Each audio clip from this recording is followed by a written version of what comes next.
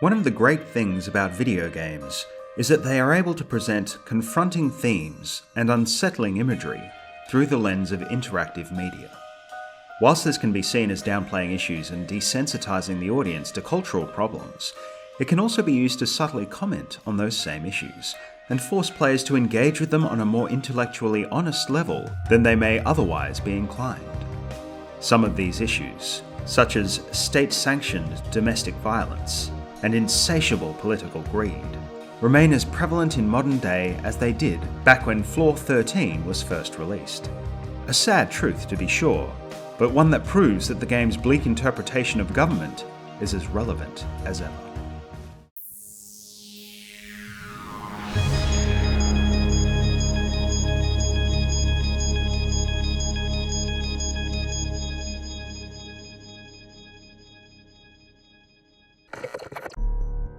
Floor 13 was released in 1992 for Amiga and DOS-based computers. It is a slow-paced strategy title that demands patience and logic. You play as the newly appointed Director General of the Department of Agriculture and Fisheries.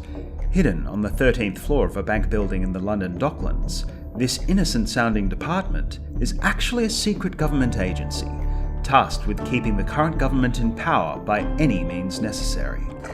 Domestic spycraft, illegal wiretaps, torture, and assassinations are all on the table.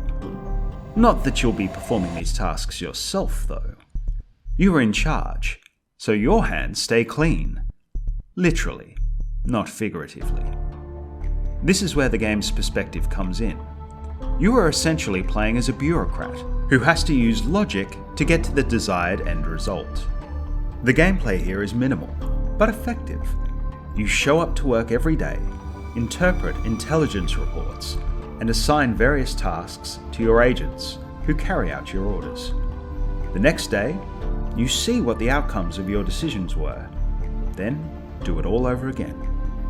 There is a growing sense of forced detachment as you commit your officers to increasingly obscene duties, all with the goal of maintaining the status quo for those in power. This is reflected in the fail states for the game. Every 21 days, your agency is subject to evaluation by the government. Your success or failure is bound to the government's overall approval rating with the general public. If you are too aggressive in your methods or make too many mistakes along the way, the resulting dip in opinion polls will trigger a visit from Mr. Garcia. Under the orders of the Prime Minister, he will ensure a swift transition of leadership to your successor. If the evaluation is successful, though, then you'll receive more money and officers. This will allow you to continue with your standard mission for the government, whilst also untangling some of the game's numerous other subplots. These stem from your character's involvement with an organisation called the Secret Masters of Toth, who bring their own missions to you via their messenger. If you complete them all before the game successfully ends after a year, you become the new head of their organisation. Complete the game without them, though, and you get the standard ending. That happens to be one of my favourites ever. Essentially, the government decides that you've become too knowledgeable and makes you Prime Minister in order to keep you under control. This is accompanied by a sinister warning to enjoy it while it lasts. Chilling. This is a game that is fairly slow-paced and requires engagement beyond just the words on the screen. In order to succeed at the game, you need to think like a bureaucrat and shuffle your resources around to achieve the best outcomes possible. This requires an increasingly detached worldview within the game, though, since all these resources are performing unspeakable acts in the government's name. To reach the end, you must knowingly enable a corrupt government to stay in power through increasingly violent means. You may be doing this all from behind a desk, but it doesn't make you any less culpable for the deeds themselves. And that is where the game's messaging cuts to the quick. The actions of the player in this game are exaggerated, sure, but still reflect the mentality of many of those in power.